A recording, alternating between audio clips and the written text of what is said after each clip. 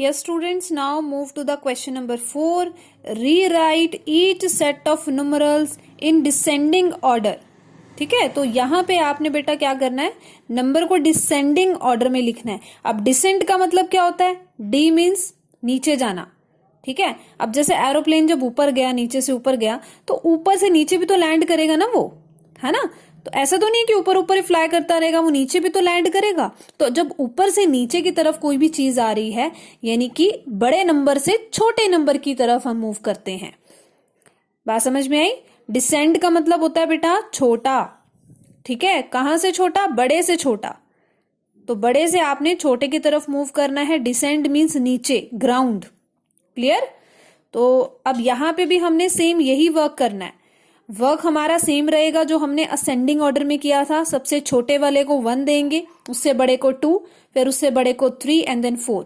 लेकिन पहले हम क्या कर रहे थे असेंडिंग में, 1 2 3 4 लिख रहे थे. ठीक है ना. नंबरिंग देने के बाद आपने क्या किया, 1 के बाद 2 लिखा, 2 के बाद 3 और 3 के बाद 4. यहां पे हम उल्टा लिखेंगे, पहले लिखेंगे 4, ठीक है, और फिर लिखेंगे 3, फिर लिखेंगे 2, फिर लिखेंगे 1. 4 3 2 1, क्योंकि हम बड़े नंबर से छोटे नंबर की तरफ मूव कर रहे हैं. तो जिस नंबर को हमने 4 नंबर दिया होगा उसको पहले लिखेंगे, जो बड़ा नंबर होगा उसको पहले लिखेंगे.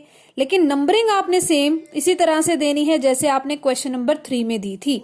जो सबसे छोटा है, सबसे छोटे को बेटे आपने नंबर 1 ही देना है, और उससे बड़े को नंबर 2, उससे बड़े को नंबर 3 और सबसे बड़े को नंबर 4, जैसे आपने यहाँ पे दी थी. नंबरिंग सेम देनी है, लेकिन उसको लिखने का तरीका चेंज कर देंगे. ठीक है, पहले 4 लिख देंगे सबसे बड़ा नंबर, फिर 3 वाला नंबर लिख देंगे, फिर 2 वाला और फिर 1 वाला. I hope the concept is very much clear to you. तो ए पार्ट देखिए और अच्छे से आपको समझ में आएगा. देखो यहाँ पे ए पार्ट में सबसे पहले हमने क्या करना है, डिजिट्स को चेक करना है. नंबर ऑफ डिजिट्स काउंट करेंगे, कितनी डिजिट्स आ रही हैं देखें. 1s 10s 100 1000 10,000. ये 10,000 का है और 5 डिजिट्स हैं. ठीक है, तो यहाँ पे छोटा सा हम लिख लेते हैं. ठीक है, वैसे तो जरूरत नहीं है, अब तो आपको समझ में आ गया होगा बेटे. ठीक है, जो लास्ट डिजिट है वो 10,000 की थी, तो मैंने यहाँ पे 10,000 लिख लिया. 1s 10s 100 1000, तो इसके लिए मैंने छोटा सा ये TH लिखा है. ठीक है, 1000 के लिए 1s 10s 100 1000 10,000 T.TH 10,000 हो गया. 1s 10s 100 1000 10,000, इसके लिए भी T.TH लिख लिया. ठीक है, T.TH मीन्स 10,000. क्लियर. अब यहां पे ये 10,000, ये 1000 10,000 10,000, तो 1000 वाला तो सबसे छोटा है, तो इसी को आपने 1 मार्क करना है जैसे आपने यहां पे किया था. क्लियर. अब उसके बाद हमने इन तीनों को कंपेयर करना है जो 10,000 वाले हैं.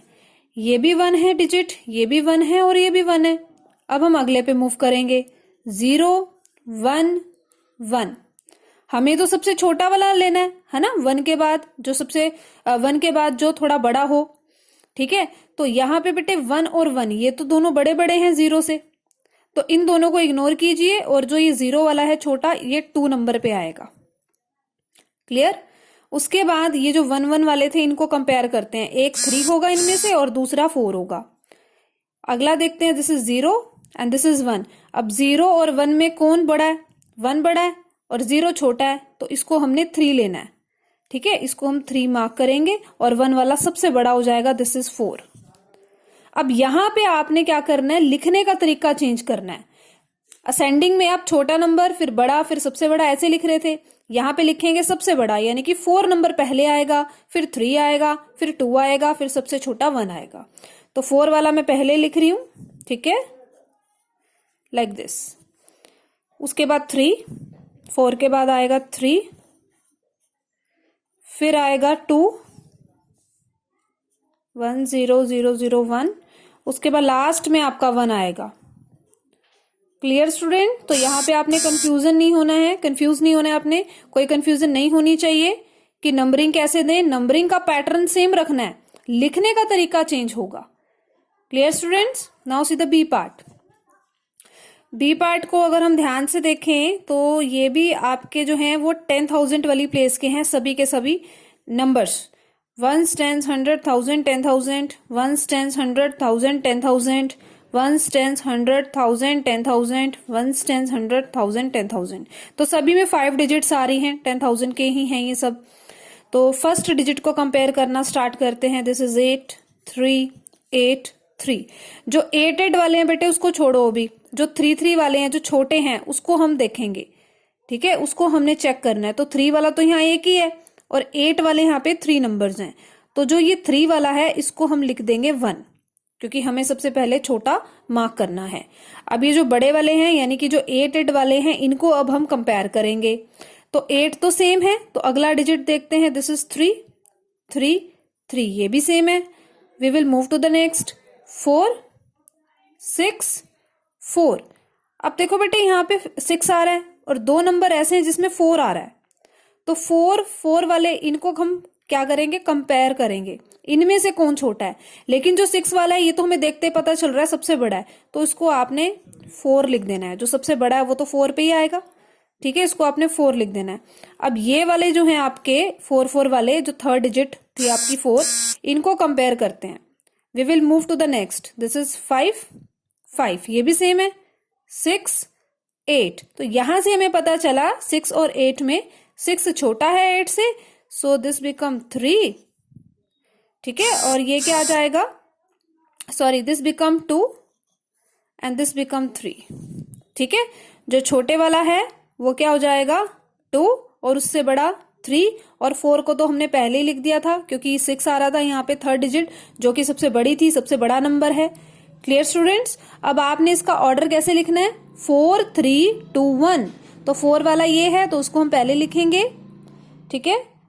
8 3 6 4 8, ठीक है। उसके बाद आएगा आपके पास 3 आपका ये है 8 3 4 5 8। उसके बाद आएगा 2 वाला 8 3 4 5 6, ठीक है।